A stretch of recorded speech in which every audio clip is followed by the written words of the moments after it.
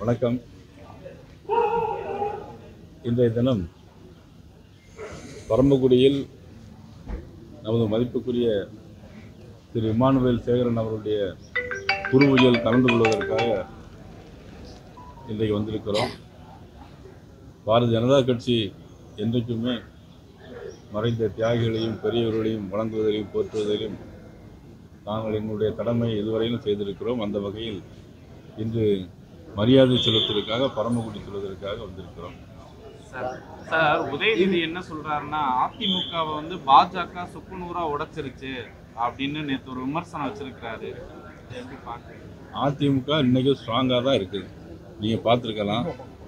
மதிப்புக்குரிய அதிமுகவுடைய பொதுச் செயலாளர், எங்களது தோழமை கட்சியினுடைய தலைவர், போகக்கூடிய இடங்களெல்லாம் இன்னைக்கு மக்கள் வெள்ளமாக வந்து இன்னைக்கு மிகப்பெரிய ஒரு ஆரவாரத்தை கொடுக்குறாங்க, ஆதரவு தர்றாங்க.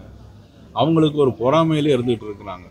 எப்படியாவது அவங்களுடைய எண்ணத்தை அவங்க சொல்கிறாங்களே தவிர அதிமுகவை பாரதிய ஜனதா கட்சி உடைக்க வேண்டிய அவசியம் அவங்களுக்கு கிடையாது. நாங்கள் தான் இன்றைக்கு அவர்கள் தலைவர்களாக ஏற்றிருக்கிறோம். எடப்பாடியால் கட்சியிலிருந்து நீக்கப்பட்ட கட்சி பதவியிலிருந்து நீக்கப்பட்ட செங்கோட்டையனை மத்திய உள்துறை அமைச்சரும் நிர்மலா சீதாராமன் சந்திக்கிறாங்க. எந்த துணிச்சல் சந்திக்கிறாங்க திருமாவளவன் இது சந்திக்கிறது துணிச்சல்லாம் ஒன்றும் வேண்டியதில்லை. யாராவது வந்து அதாவது இல்லை இப்போ என்னன்னா அவங்க போயிருக்கலாம், சந்திச்சிருக்கலாம். இதில் வந்து என்னன்னா வந்து அதிமுகவிற்கு நீக்கப்பட்ட திரு செங்கோட்டையன் அவர்களை உள்துறை அமைச்சர் சந்தித்ததாக அவர்கள் வந்து சொல்லியிருக்கிறார்கள். எனக்கு இது வந்து முழுமையான அதில் கருத்து எனக்கு தெரியாது. பாஜக அறுவை சிகிச்சையில் வந்து அதிமுக வந்து ஐசியூவில் இருக்குது அப்படின்னு விமர்சனம் யார்? உதயநிதி 2026 பிறகு யார் ஐசியூ போகிறாங்கிறது தெரியும். சார், ஓபிஎஸும் டிடிவியும் ரெண்டு பேருமே என்ன சொல்றாங்கன்னா, என்னோட எண் வந்து நயினார் நாகேந்திரன்ட்ட இருக்குது, அவர் எப்போ வேணா எங்களை தொடர்பு கொண்டு பேசலாம் அப்படின்லாம் பேசியிருக்காங்க. ஓபிஎஸ் வந்து கூட்டணிக்கு எந்த நிபந்தனையும் விதிக்கல. ஆனால் டிடிவி அவங்க என்ன சொல்றாங்கன்னா, எடப்பாடி பழனிசாமி சிஎம் கேண்டிடேட்ல இருந்து இது பண்ணுங்க, அப்ப நாங்க கூட்டணிக்கு வர தயார்ன்ற ரீதியில். அது அவருடைய சொந்த கருத்து, அதுக்கு நான் கருத்து சொல்ல முடியாது. அண்ணன் ஓபிஎஸ் அவர்கள் சொல்லியிருக்காங்க, நான் எந்த நேரமும் நான் அழைத்து பேசுவேன். இப்போ கூட நான் அழைத்து பேச தயாராக இருக்கேன். எனக்கு எல்லாம் யாருமே எனக்கு கருத்து வேறுபாடு கிடையாது. திரு டிடிவி சார் மேலேயும் எனக்கு எந்த விதமான கருத்து வேறுபாடு எப்பொழுதும் கிடையாது, இனிமேலும் கிடையாது. நான் தயாராக தான் இருக்கிறேன். கண்டிப்பாக அண்ணன் ஓபிஎஸ் நான் கண்டிப்பாக நான் பேசுவேன். பேசிட்டு உங்களுக்கு தகவல் சார். இப்போ அதிமுக உட்கட்சி விவகாரம் சார், இது வந்து செங்கோட்டையனை நீக்கினது உட்கட்சி விவகாரம். அப்படி இருக்கும்போது அமித்ஷா அவர்களை வந்து செங்கோட்டையனை வந்து பாக்குறாங்க. இது உங்க கூட்டணிக்குள்ள எடப்பாடி இதனால எங்களுக்கு கூட்டணிக்குள்ள எந்த விதமான இடர்பாடும் கிடையாது. இப்போ வந்து உள்துறை அமைச்சர் இங்கே வந்து அவங்கள சந்திச்சாதான் பார்க்கணும். அவங்க போய் பார்த்து தான் அவங்க சொல்கிறாங்க. பட் என்னுடைய தகவல் முழுமையாக தெரிஞ்ச பிறகு நான் உங்களுக்கு சொல்கிறேன். விஜய் சனிக்கிழமை தோறும் விடுமுறை விட்டு உங்களோட சாலை முகாம் நடந்திருக்கு. அண்ணாமலை கூட அது மிகப்பெரிய ஒரு கண்டிக்கத்தகுந்த செயல். அதான் எல்லாருக்கும் கல்வி அறிவை கொடுக்கணும்னு நினைப்பாங்க. இவங்க கல்வி அறிவு கொடுக்கக்கூடிய பள்ளிக்கூடத்தையே வெளியே விட்டு பெரிய ஆட்சி விழாவெல்லாம் எடுத்து அதுக்கு ஒரு நாளைக்கு முன்னாடியே பெரிய விளம்பரம்லாம் பண்ணியிருக்கு. இதில் தான் இந்த ஆட்சியை வேண்டான்னு நாங்கள் நினைக்கிறோம். சார், அண்ணாமலை நேற்று வந்து ஒரு கருத்து சொல்லியிருக்காரு, திமுக ரொம்ப ஸ்ட்ராங்காக இருக்குது, அவங்க கிட்டத்தட்ட 40% ஓட்டோடு இருக்காங்க, இந்த சூழ்நிலையில் அவங்கள எதிர்கொள்றது கடினமான விஷயம் அப்படின்னு நேற்று ஒரு கருத்தரங்கத்தில் பேசியிருக்கிறாரு. இது அப்படி அதுதான் உண்மையான நிலையா? திமுக ஸ்ட்ராங்காக இருக்குங்கிறது உதயநிதியெல்லாம் சொல்லிட்டு இருக்காங்கங்கிற மாதிரி சொல்லியிருக்காரு. அவ்வளோதான். அதை நீங்கள் திருச்சி பேசுகிறீங்க. திமுக ஸ்ட்ராங்காக இருக்குன்னு திரு அண்ணாமலை அவர்கள் சொல்லவே இல்லை.